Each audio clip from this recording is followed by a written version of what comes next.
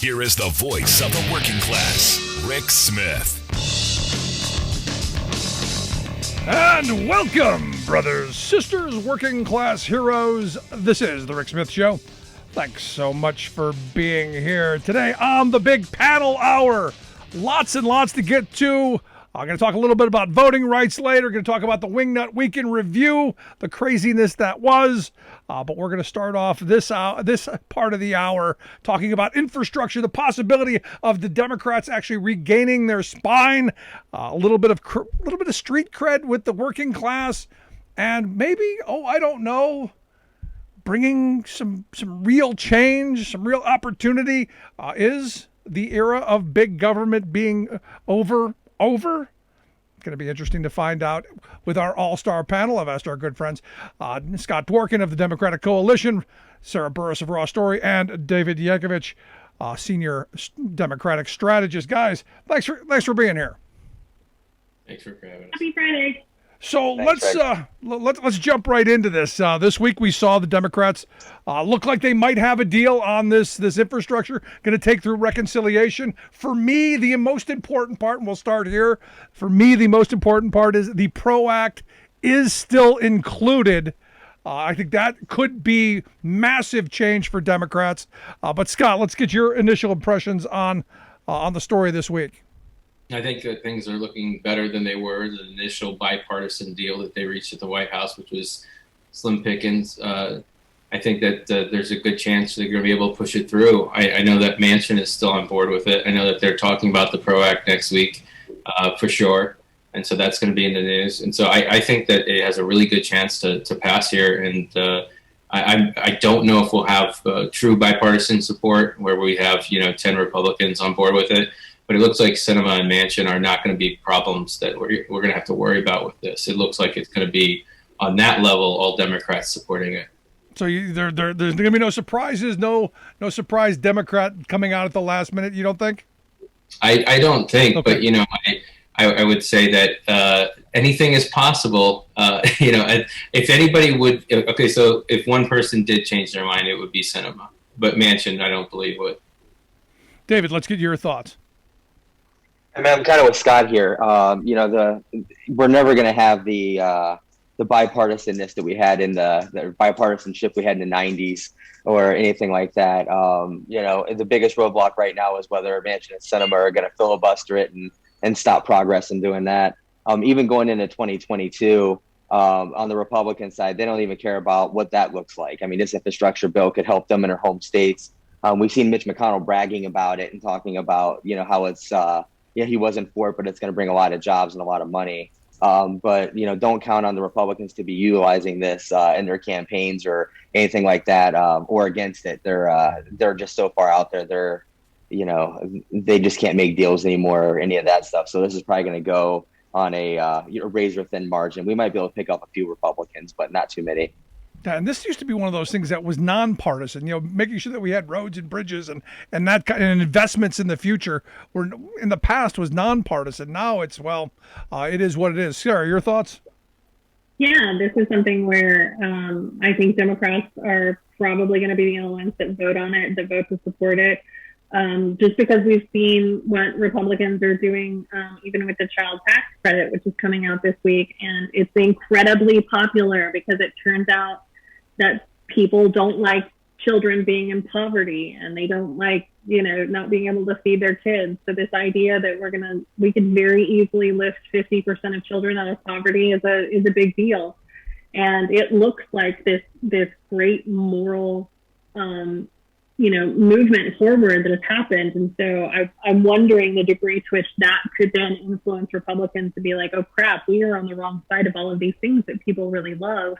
Maybe we should support the infrastructure bill. I don't know if that necessarily means that they will. I know that Bernie Sanders has worked really, really hard on including everybody in this, all of the Democrats in the caucus, and specifically working with Manchin. And so I mean, he has done all of the things, and I am so impressed with his leadership and budget, and grateful for his leadership and budget. And so I think this is something that could be unbelievable. And one of the things that I've been thinking about doing is maybe going through some of the states for Republicans who are up for re-election and looking at some of the worst infrastructure in their state and seeing that, how much money they would get from the infrastructure bills to be able to talk about, these numbers, these raw numbers for this is what your community would get. This is how people are going to help. And I think the more that Democrats can talk about that in a very localized way, I think the better that Americans will be able to understand why this is such a big bill and why it's so important. Yeah, but David, you look at this, and and she's right. We need to hyper localize this stuff. But the Republican message so far has been, in fact, it was Rick Scott who came out and said from your state of Florida, who said, big government, big spending, big deficits. All they want to do is spend, spend, spend. And I'm of the mindset of, I want to spend, I want to invest. What's the messaging out of this? Well, I mean, one thing we have to understand is that the Republicans don't care to sell this message that they did something good for people. There's a Democrat in charge in the White House. We have the House and the Senate. They will let buildings continue to fall in Florida and blame it on the Democrats and put it on that. That'll be their messaging. We're not going to be able to get them to turn the way that they're campaigning in the next, 12 months, 18 months. That's what they're going to do. And, when you have a Republican in charge, the Democrats are trying to get things done and pass legislation and they roadblock it. When there's a Democrat in charge, they do the same thing. They basically want everything to crumble so that they can blame the Democratic Party for it. You have bad roads, you have potholes in your cities. Right now, Tim Ryan's a good example of this in Ohio. I grew up in Ohio. I spent half my life there. There's the chuck holes that they have all over the state there are a big problem. And the Republicans continue to say that it's the Democrats, that we're not doing anything for infrastructure and doing that. They'll let the whole Rome burn, and blame it on that. So in terms of this infrastructure bill and what we're trying to get done, our messaging really has to be kind of, and, I hate side with the White House on this, but Democrats getting things done, and we have to be able to actually speak to voters out there that are on a granular level. And a big piece of this is union workers. And I'm not just saying that because I'm on your show, but bringing them back into the fold and bringing back those voters, this is a perfect example of how we can get that done. We're bringing in more jobs. We're bringing in more contracts. We're here providing for you and your family. The Republicans are trying to stop this.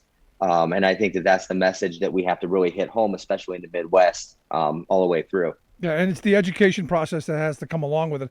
I just had a conversation with a group of union workers this week, in fact, and here in Pennsylvania, our governor is not overly popular with a lot of folks, and they were all bad-mouthing him. And I said, well, to be honest, Tom Wolf is the only reason that Pennsylvania is not a right-to-work state, and it's something they had never heard before. And I said, you can bad-mouth Joe Biden all you want, but he's a guy who's pushing forward on the PRO Act, which might mean you get to keep your union job and your union benefits and your union paychecks, and your family may do better. So for me, the messaging's got to come out of this of these are people who are fighting for the jobs and the future of tomorrow. Scott, I wanted to get your thoughts because there's some really good stuff in this. Right on the surface, free community college for all Americans. They want to expand the child tax credit for a little bit longer term. There's some really good stuff in this. Yeah, I think that the key component is for the work to be getting done at all costs, whatever we have to do to get it done. If we have to have legislators leave an entire state and for an entire month or whatnot to pass legislation or to pressure up people, like we've got to do what we got to do, because the alternative is if people don't get funding, because that's what this is about. Passing laws is allocation of funding. Where's the money go? Where does our tax money go? And so like Republicans wanted to go to rich people. We wanted to go to the rest of the people in America. So that's the basic fight. And I think we gotta keep it simple, as Carville would say. We gotta keep it simple, stupid. Where we actually don't, if it's a selling point for it, we have to present it in the most simple way possible, as David had said, and we got to make sure that we don't bring a book again to a Twitter fight. You know what I mean? Like we've got to really be able to tone it into a way where it's very straightforward, very honest, but at the same time it's indisputable. They're going to dispute it no matter what, but like where they're going to sound ridiculous. We have to be ready for the rubber band effect, and we also have to be ready to overcome whatever rebuttal they have, whatever propaganda they have to counter it. Yeah. And so we've got to be careful. There's the balance there, but I think the bottom line is if we get the work done and we're able to remind people of that, at the same time reminding them of what they'll be voting in by replaying everything that Marjorie Taylor Greene and Matt Gaetz and everybody else has said that's terrible, and how they supported Donald Trump. And I'm sure that other people around him will be indicted by that point. And the investigations in January 6th will be extensive, and people from the White House will have been roped into it more so than they are already now. It's going to be bad for them. And so they're going to be running from that, and we're not going to let them run from that either. So if they want to go negative, we're there as well, but it's going to be easier for us in a positive realm as long as they get stuff done. Being bold is how you win elections, not by sitting on the sidelines and hoping, crossing your fingers that some Republicans are going to join us. Yeah, but David and Scott, as strategists, I mean, the story came out this week that Frank Luntz was actually doing some work with the Biden campaign, the Biden administration. Any surprise in that? No, not to me, David. What do you think? No surprise at all. I mean, because when I saw that, I'm going, Frank Luntz is really, as much as I don't like the things that he's come out with, I think the guy's a genius in how to keep it simple, stupid, and simplify it to put anything on a bumper sticker.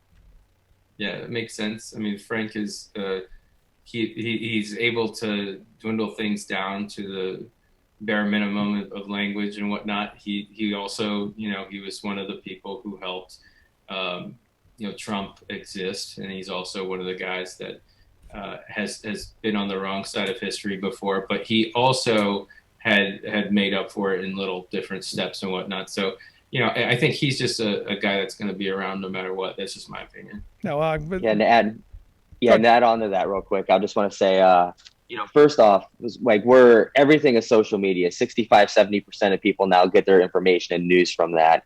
The ability to boil down a very complex bill into a one-sentence message is critical.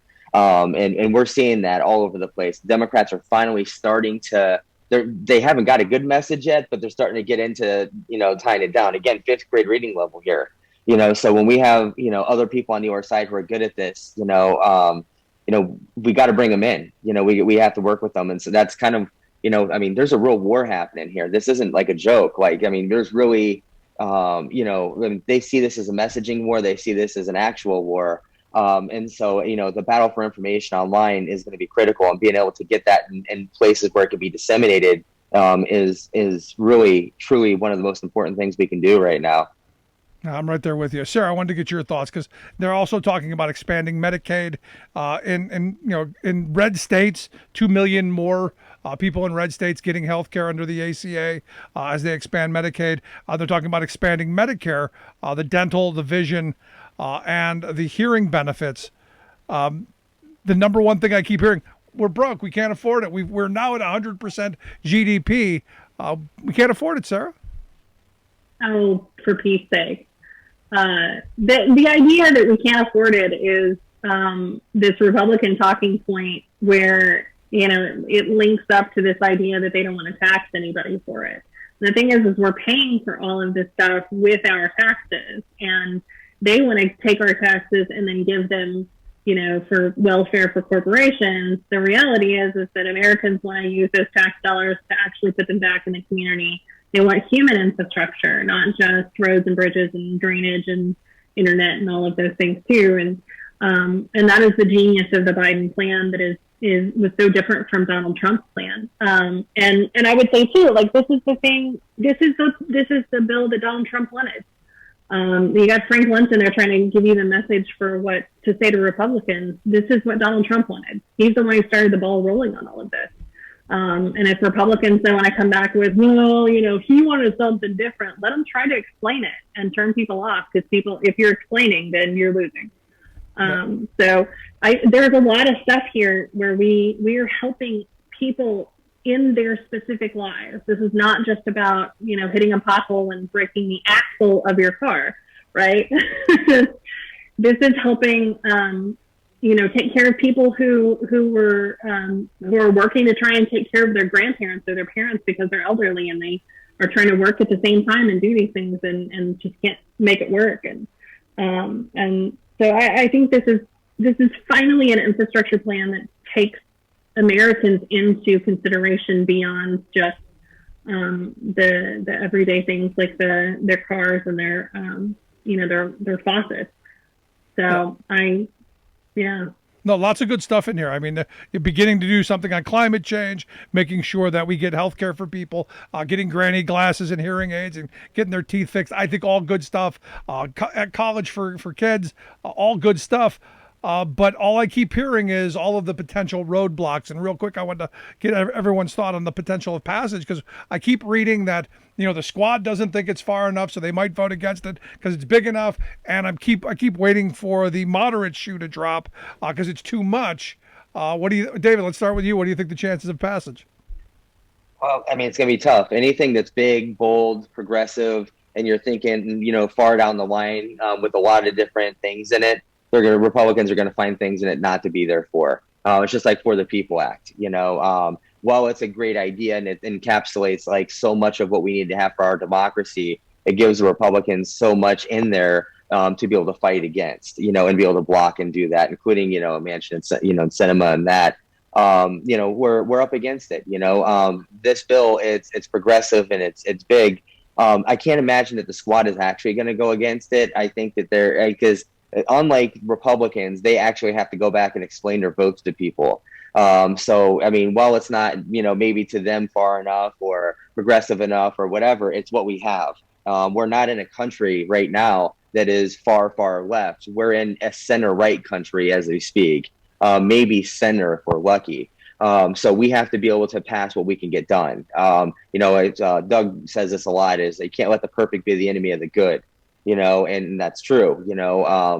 We have to get things done as we can right now. And, I can't imagine that there's going to be very many Democrats that actually go against it. They're trying to come together, impose their will, and make changes into it and add little amendments and things like that. But I think at the end of the day, they're going to be smart enough to actually vote for it. Sarah, last thought.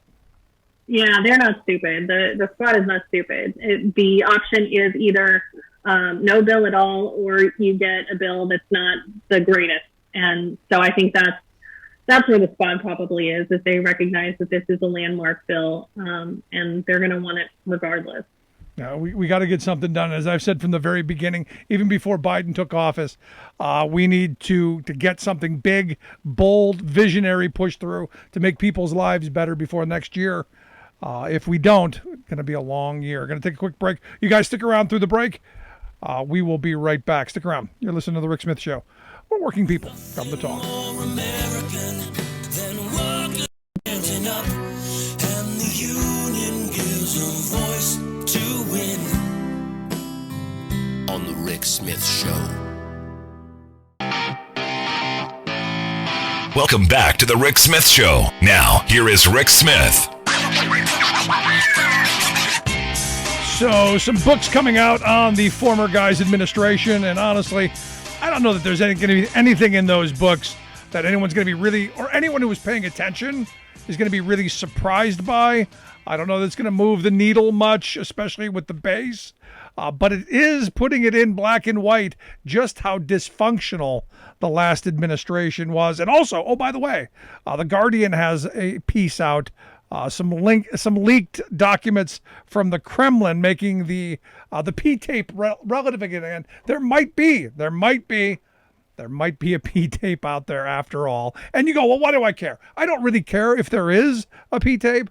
I care that we had a president who was compromised. I care that we have someone who was possibly being blackmailed. And I think it's something we need to get to the bottom of it here to discuss a little bit of that. Maybe the P-tape's there. I got our all-star panel, Scott Dworkin of the Democratic Coalition, Sarah Burris, reporter at RawStory, and senior Democratic strategist David Yankovich. Guys, thanks for taking time for us. Here. So the P-tape, let's start with you, Scott. The P-tape may be out there. Might happen. The tape that allegedly exists of Donald in the room with hired sex workers in Russia while he was in town doing illicit things in bed for him, I do believe possibly exists, yes. So they're known, obviously in Moscow. It's very, very well known that, blackmailing people is one of their things. So I would say that I wouldn't put it past them. And since Donald was there, he's done business there, for over 30 years. He's done hundreds of millions of dollars of the transactions that we know of with Russians. And so I wouldn't be surprised about it, but I do think that he is compromised. I think it's, whether or not the documents were intended to be leaked by the Kremlin to shame him and maybe support Biden to have some kind of new united front. I can see that being a ploy, but in reality, it really is just to spit on the former guy while he's down. And it's Putin kind of standing over him being I don't need you, that kind of thing. It's not good, because I just don't think that those things accidentally pour out, because who's in the hands of those documents, very select few. But what it does reveal, Putin is kind of taking ownership over the entire operation. And he is trying to paint it as a military operation where he beat the United States of America. I think that as long as we look at that, we have to look at a constant terrorist attack that's been happening against the United States for the last 5 years, both online and in person. People have died because of their methods and their psyops and their internet attacks, and people have lost tons of money. Corporations have lost tons of money. We've had that gas crisis that came from Russia. All this is not just a fluke. This all adds up into one kind of thing, which is Russia's not our friend. Putin's definitely not our friend. He's one of the most evil people on earth. But long story short, I think that the stories that will come out, especially about January 6th on Donald and what he was doing during that time, I think, and the planning that led up to that, because we're talking about a guy who was planning a rally for weeks. He's never been involved in planning any of his rallies ever. So I was wondering about that, what kind of tactics were they talking about when it's the Flynn's and then you have Marjorie Taylor Greene at the White House? What were they talking about around Christmas time when it was about that rally? It was all about January 6th, and it was all leading up to that. So I think that's where that, combined with the new stuff about coronavirus and his inaction and how he didn't care that Americans were going to die because of what he was doing. He didn't care that more Americans would be divisive about masks. He didn't just send every American masked and say, you need to wear this. Very simply, he decided to use it to divide us politically. And so I think coronavirus, January 6th, mixed with the foreign leaders where he has corruption and his own personal corruption, on top of the indictments up there, the future is very bleak for Donald Trump. He's going to be in a courtroom the rest of his life. Anybody else want to jump in on that? Yeah, I'll jump. Oh, go ahead, Sarah. I'll let you go. I was just going to say, so the Wolf book and the Bender book both talk about Donald Trump specifically leading up to January 6th. We know that the Women for Trump group was the one who got the permit, but the Trump campaign took over. She wasn't planning on having this big, huge thing and a stage and all of that crap. And so whenever the Trump campaign took over, all of a sudden everything got very expensive and really big, and suddenly checks were being written. One of the conversations that Trump has with an aide that I think is in the Wolf book, he's asking a staffer, do you think, and it's Judd Green, he's asking Judd Green, do you think that, if things are going to be peaceful and everything's going to be fine on January 6th? And Judd Green was like, yeah, of course it is. Your followers don't get violent. We've never seen them get violent at any of your events. So I'm sure it's going to be fine. And Trump was like, I don't know. They're pretty fired up. And what happened, according to these books and other reports from this, is that Trump specifically, the way that his speech was written, he never once, not in the text of that speech, is there anything that mentions walking to the Capitol. He made that up himself, either in the moment or ahead of time, and didn't tell his staff about it. And so there's a lot of stuff that goes into this where it just seems too coincidental. And I, he needs to be linked to this in a way that, I don't think his staffers even were aware of what he was trying to serve up to folks. And jumping into what Scott said first there, and Rick, the P tape and whether it exists. And I'm sorry, I can't stop laughing about it. Every time I think about it, it makes me laugh. But the true thing on this, though, not the true thing, but the political legend of this is that Barack Obama and Michelle had stayed in this hotel in Russia a couple weeks prior. And Donald Trump decided to book the same room and then hired underage sex workers to urinate all over him and into the bed. That's the legend. Whether that exists, and that's going from the Steele report and everything. I don't know if it matters. It matters obviously in the sense of who our president was and everything else. But it's obvious that Russia has compromised this country. They invaded this country without ever firing a shot. They've been able to influence our culture, our way of life. They've been able to influence our political polarization and everything all the way through. And going up into the insurrection here, in reports we're seeing in the books that are coming out, the one thing that really stuck out to me was, the general of the Joint Chiefs, basically making these behind the scenes preparations that if the president is going to attempt a coup, what do you say? They might try, but they won't effing succeed. That was really stark to me. And the fact that Trump thought that he could go there and learning that, and that, I think that's the evidence that we have, is that the generals went to him or went to his team and said, this is not going to happen. And so Trump did the only thing that he could, which is a lame ass, rallying his supporters and inciting them and doing this. I mean, the text of the speeches from Giuliani and Donald Trump Jr. and everybody who was there that day, and the incitement of all this, including working with the Proud Boys, them being in the Capitol the day before Marjorie Taylor Greene gave them a tour. And then, of course, they met at the White House with the President of the United States. All of that is really damning.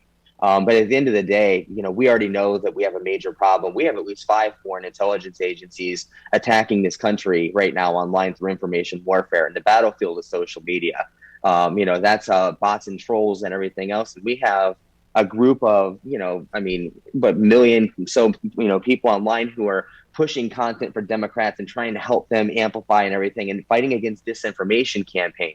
And these are grandmas, these are moms and dads and kids in college, and they're going up against the intelligence agencies of Russia, Iran, Saudi Arabia, North Korea, and others, and China, we're already there. Whether the Steele dossier is true, whether Trump had underage sex workers, whether they incited this rally, all of it comes down to one really simple point for me, which is we've already been invaded. No, I'm right there with you. And the attack happened, which is why I think the January 6th commission has to get involved, get to the bottom of all the things that you've talked about, but also for me, who funded it, where'd the money come from, and take it from there. And Scott, you had said during the break that, when the testimony starts, you think it's going to open people's eyes. I think it will open some people's eyes, but I don't know that the base cares. I don't think the people who are going to put Trump back as the Republican nominee in 24 are going to care about what's said in this testimony. Maybe the short, Tea Party branch of them, but I think average day Americans that are Republicans, that are real Republicans, I think they will care. I think that this is a little bit more. This is beyond the reach of even, the Russian interference. That's a little bit far-fetched for some people to understand, because it's fantastical and it's made that way. That was their plan the whole time, to make it look like that. And so I think that this is simple. This is straightforward. There is a good side and a bad side. There is no middle road here. And I think that they're outnumbered in this measure. I don't know what planet they live on.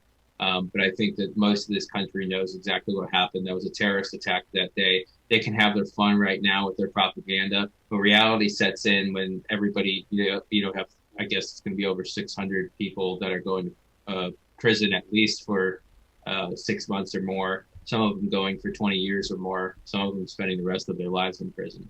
And so it just depends on what it is. But we're talking about terrorists. And when it comes to the tape stuff, I just wanted to go back to that again, because just let's look at the track record. Okay, so one of Trump's best friends, Charles Kushner, who's Jared Kushner's dad, he learned his brother-in-law was going to testify against him in court. So he hired a sex worker, and I guess his brother-in-law got drunk. And so Charles Kushner then videotaped it, he sent that videotape to his sister and said, "He better not testify against me." So then that tape was then taken to Giuliani, who then pressed charges and arrested Charles Kushner, who was a billionaire at the time. And then Rudy Giuliani and Chris Christie put him in prison for it. But so, yes, I think that a compromised tape on Trump is absolutely possible because it's in his realm. It's something that he does as well to other people. Whether it's taping people that he's in meetings with is his most common thing because he doesn't believe that they're going to paint it a certain way or whatnot. And we've seen him do that before. But overall, I think testimony for January 6th, this is going to be along the lines of a 9/11 sort of event where we're uncovering a bigger scandal, which is the fact that we had a white supremacist in the White House for 4 years. Yeah, but some of the stories that I'm hearing, honestly, are just horrific. Yeah, and it's going to get worse too because there's like, and we were talking about this before. There's too much pepper spray that was sprayed that day, so their hands were like orange or whatnot. So when they get off duty at like midnight and they're just covering everything off, they go to wipe their eyes, and then some of them have to go to the hospital because there's so much, like, just little. It seems like the smallest thing, but the horror and the depiction of it, and a lot of them have not come forward. We only had, maybe a dozen or so folks that have been allowed to come forward and also really willing to come forward. And you have Trump people that were Trump supporters in there that were Capitol Police and also Metro and other law enforcement agencies that were getting beaten by Trump flags. You know what I mean? Like flagpoles that had Trump flags on it. And so I think that there's going to be too much visual, too much reality with this, combined with the fact that people getting used to normal. And I also think that the new wave that will be, in unvaccinated people will be another wake-up call. There's going to be too many wake-up calls at once. I think the cult's going to have to peel apart, and people are going to be done with the games because people are dying. We need to stop.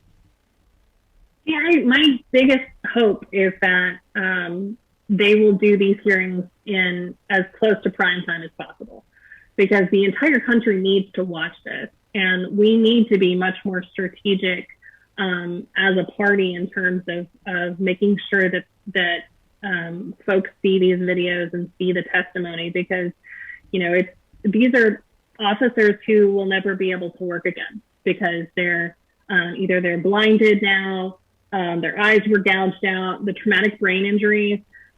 These are people who are now going to have serious problems for the rest of their lives because of traumatic brain injuries. My grandfather had a traumatic brain injury, which led to his dementia. And, this is a big deal, and it happens to veterans a lot. And so this is a much bigger deal than I think a lot of folks realize. And I want so desperately for that to come out in these hearings, but I just want folks to actually pay attention to it. One of the things you were talking about, the base about this, I've been laughing because George Conway just learned the abbreviation TFG, which is too far gone. And so he's been using it a lot in his tweets and stuff. And there is a group of people that are too far gone in this country. That is the base, the Donald Trump base. Why do we care what they think? We need to be talking to people who are the moderate Republicans, the independents of the world, because you get moderate Republicans and independents and Democrats, the 30% doesn't matter. The too far gone don't matter. So those are the folks that we need to be speaking to about all of these issues. And that's why we need to have these proceedings in prime time. Yeah. And, one thing that I think about with this too is you see Megyn Kelly and you see prominent Republicans out there that are they're on defense right now. They know that they're on defense. Mm-hmm. They cannot outrun this. They cannot get past it. That this is not a story that's going to go away. We haven't even held a hearing on it. They held like 1 million hearings on Benghazi and spent $30 million doing it. We haven't even done one yet, and they're already on defense and scrambling. They know this is bad. You have Lindsey Graham begging the president of the United States to do something. You have Ivanka Trump running back and forth, trying to beg her daddy to help and, call this thing off. You have, Republicans all over Congress that were begging. You have Mike Pence, who was hiding. He was in an unsecure location where, they could have broken through the windows and came down on him. They cannot outrun the legacy of this.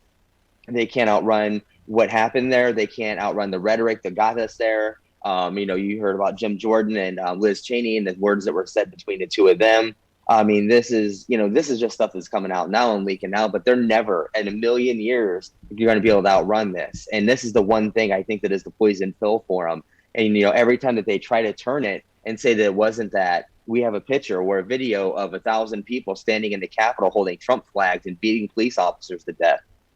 So, I mean, they don't have the ability to get out of this. And this is one thing that, like, what Scott was saying earlier, we have a lot of fronts we got to hit on. And we got to talk about the infrastructure bills. We got to talk about all the other things, but we also have to talk about the real clear and present danger of what Trump supporters pose. And just the other day, there was a report that came out that the FBI was warning lawmakers that Trump supporters were operationalizing online to be able to come and hurt the lawmakers. Today, a story came out that they were planning to firebomb one of the Democratic headquarters. The legacy of this isn't over yet either. Yep. They can't outrun it, and nor should they be able to, because this needs to be hung right around the neck of the Republican Party, and this needs to be something that we do not forget. I got to take a quick break here. Stick around through the break. We're right back after this. You're listening to The Rick Smith Show. We're working people. Come to talk. Remembering that united we bargain, divided we beg. Rick Smith.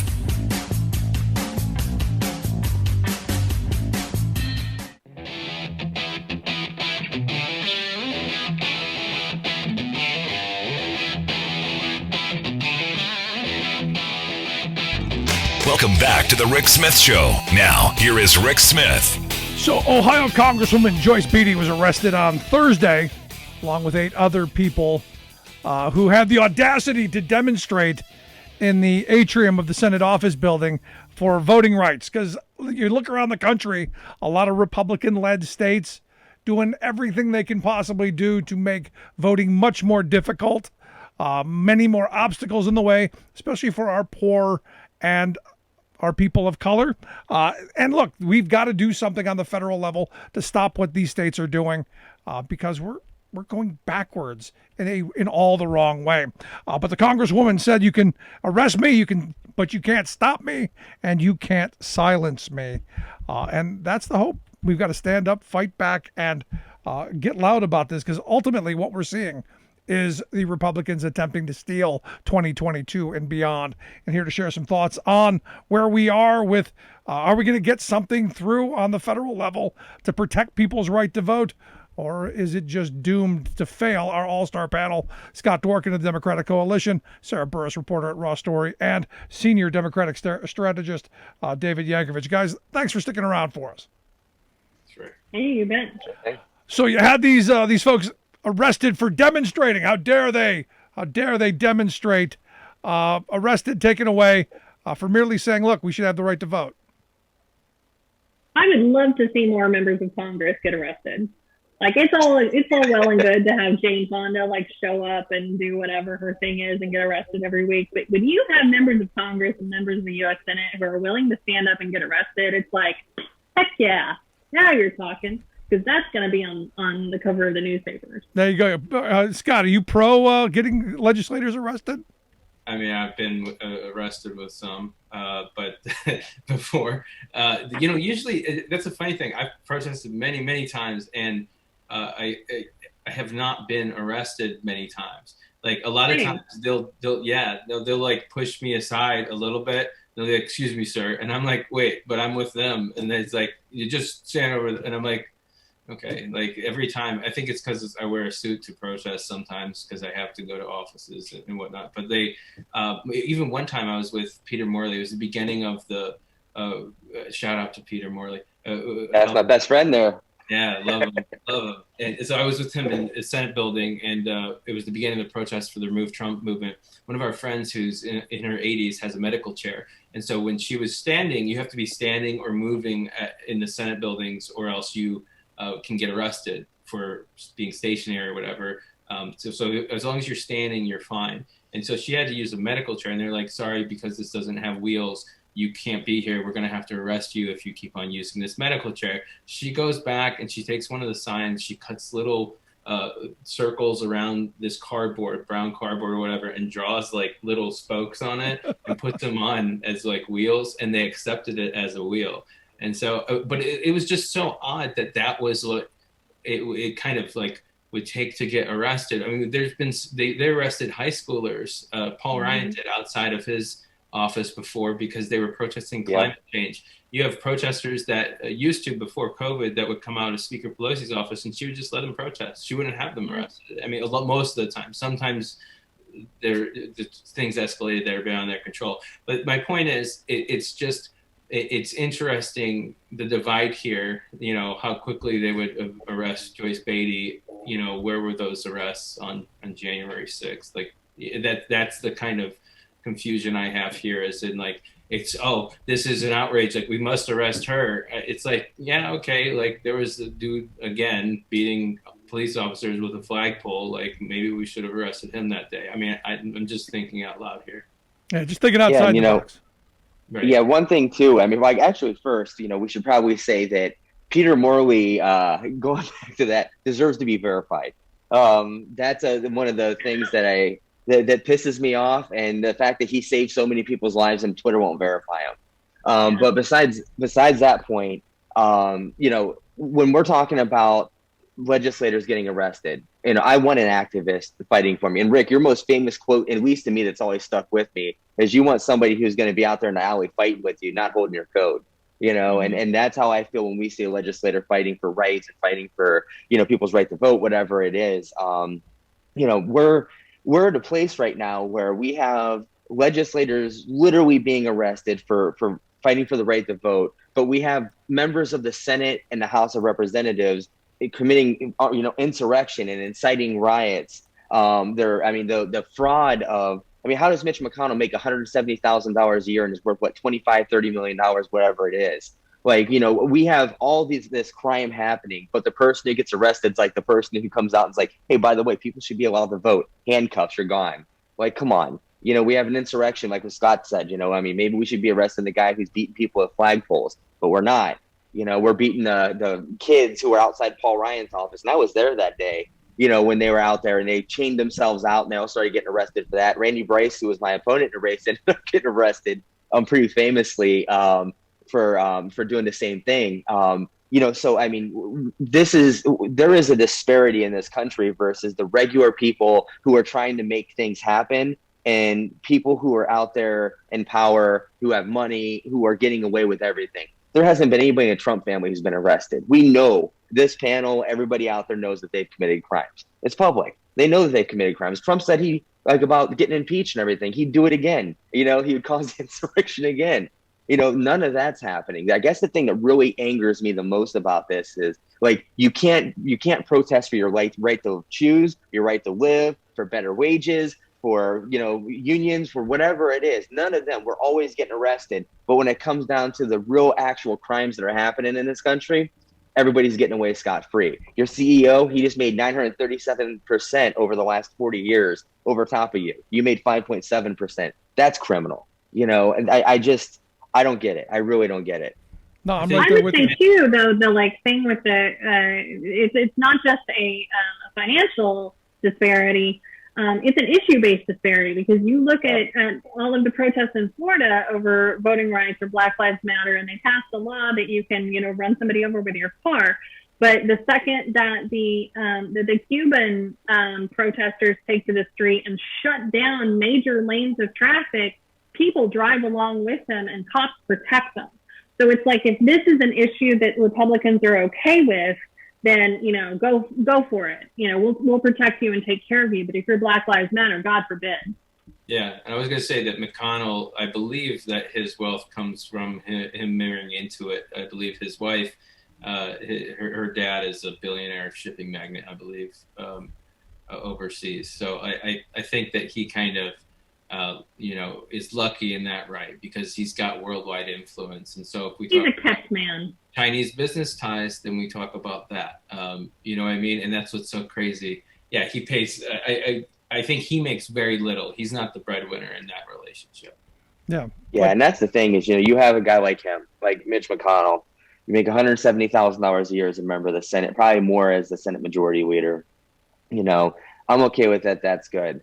But when you're making money hand over fist, and that's every legislator, by the way, I don't think there's anybody really out there who's not a millionaire except for maybe 5 or 10 of them.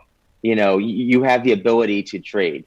You have the ability to know what's going to happen through legislation. You know that there's bills that are going to be coming out of committee. How many for when COVID happened did lawmakers bail on all of their stocks and sell them out because they knew that this was going to be bad, even when they were telling people it wasn't going to be. This is the stuff that's criminal. And Mitch McConnell is one of them here as well. He can marry into wealth all he wants to, but the fact that he's the Senate Majority Leader, or Senate Minority Leader now, but was Majority Leader, and has the ability to legislate, get these bills passed, and know what's coming, and then be able to buy into that and make money off of that shouldn't be allowed. And that's a whole different panel discussion. But what is it? The autocracy versus democracy. That's what we're facing right now, and that's the emerging Biden doctrine. That's the real fight for the next, generation here. Is our businesses going to be able to cripple the little guy, or is the little guy going to have power? And this is a worldwide thing, by the way. This isn't just the United States. That's what Biden was trying to do when he was at the UN and NATO. No, well, you remember whenever Biden almost had to file for bankruptcy whenever he was the vice president because he was spending all of his money to try and keep Bo alive? And he had to go to Obama and say, I think I'm going to have to sell my house because I'm going to file for bankruptcy if I don't. And Obama was willing to try and lend him some money. So, Joe Biden's whole life up until that point was, he never really had any money as a U.S. senator. And then it wasn't until he wrote his book, the most recent book, Promise Me, Dad, that he actually became a millionaire. And so now people are like, oh, Joe Biden, he has all this money. It's like, yeah, for the last 5 minutes. No wonder he's eating all the ice cream he wants at this point. And that's a really good story too, about him and Biden, or him and Obama. But Biden his whole career, and that's the kind of man he is. When you're talking about decency, and you're talking about, I spent a couple of days with him, just us, when Doug was running for Senate, and it was so inspiring to me that he didn't talk about hey, you need to go and get this voter. He would be like, these guys here working in this place, imagine where they're coming from, and wait till you get in the Senate, Doug, and you're in the hallowed halls and you're able to make legislation. For 2 freaking days, that's how he was, and that's the thing. He's, he was Amtrak Joe. He was a regular guy. And that's who we have to really remind the American people of, who he is, his character. He chose not to make money, so that he would be able to go to these things and speak with authority. That's powerful. That's a really good point, Sarah. And his story, that idea of going bankrupt for medical reasons, that's an American story. That's not just a Joe Biden story. That's what families are dealing with every damn day. We've done it before. Rick has, now I'm not going to go into it very far, but Rick sent me stuff before where families need something, and it's amazing to see the response.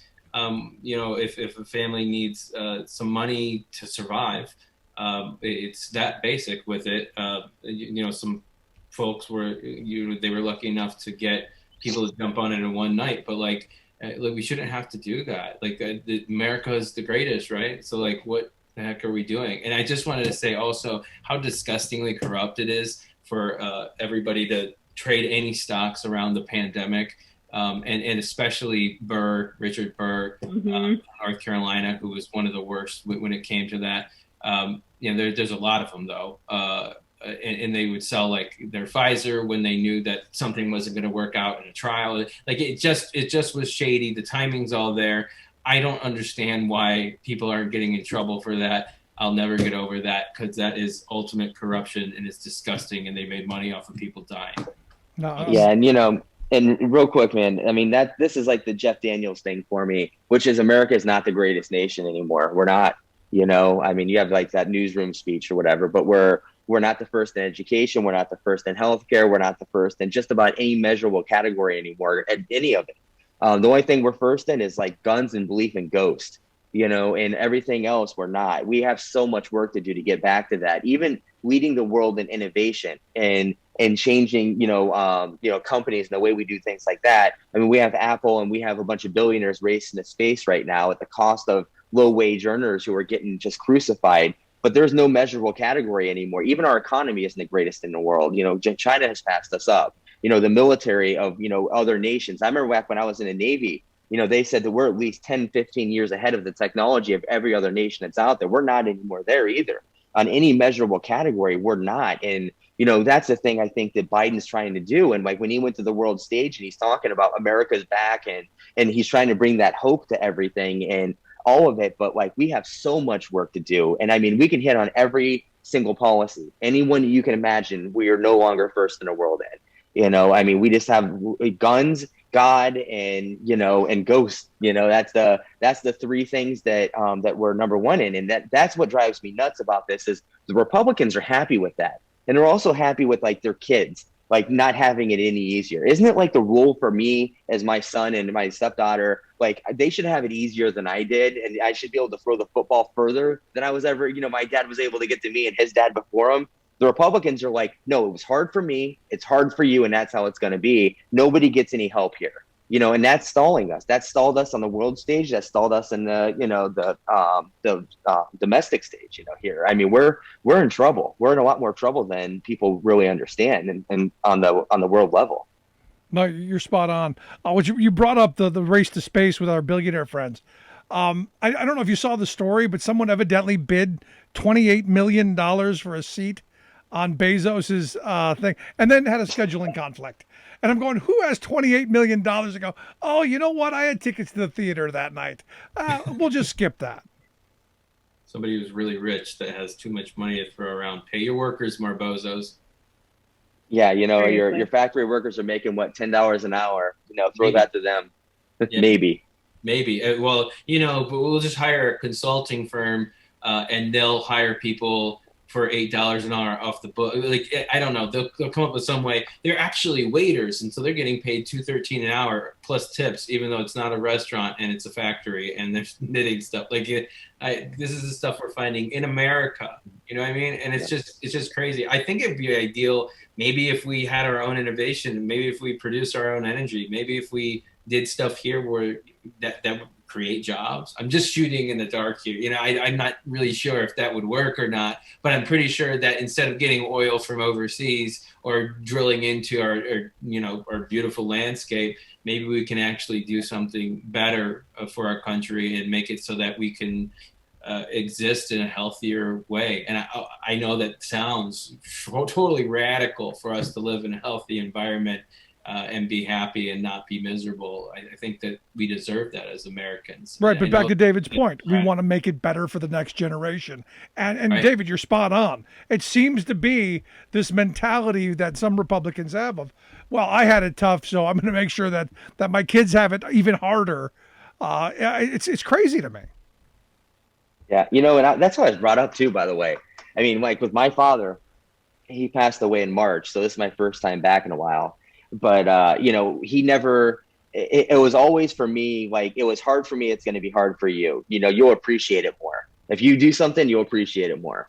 And that's where I come from. That's a small town in Ohio. That's how everybody is. I had to walk 20 miles to school in the snow. You're going to walk 20 miles to school in the snow. I want you to have the same experience as I did. And I want you to be just as miserable about it, and that's the mentality that this country's kind of developed. And one thing I will say, though, when Biden came out and he said that he's not only going to get vaccines for everybody in the United States, and I think he bought like 1 billion of them, he also started buying more and more and more for the world. And that was the first time in a long time that I had seen the United States take a stake where we were on the leading edge of the world and actually playing there and doing something productive and helpful. And it's been a really long time for that. And to Scott's point there about minimum wage for waiters, it's what, $2.15 an hour. It hasn't been like minimum wage has been raised like 6 or 9 times somewhere around there.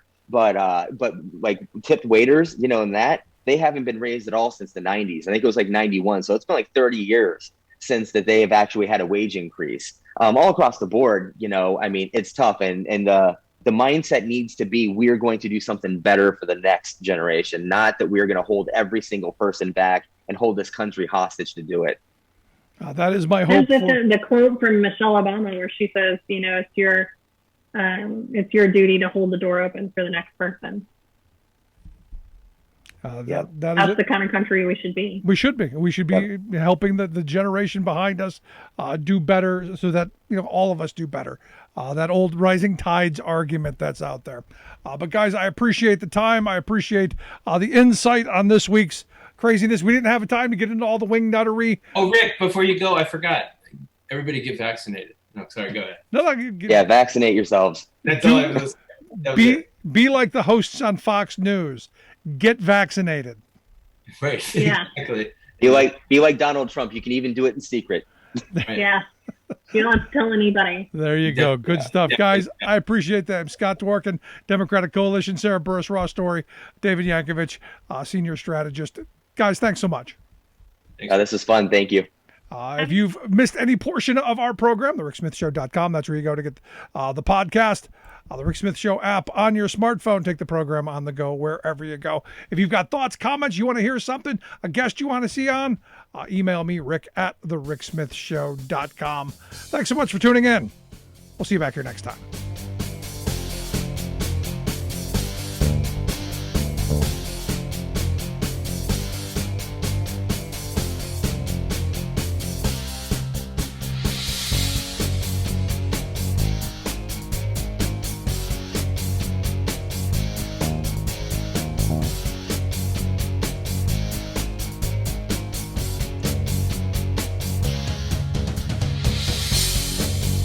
You've been listening to The Rick Smith Show. Email Rick at rick@thericksmithshow.com. Until next time, this has been The Rick Smith Show, where working people come to talk.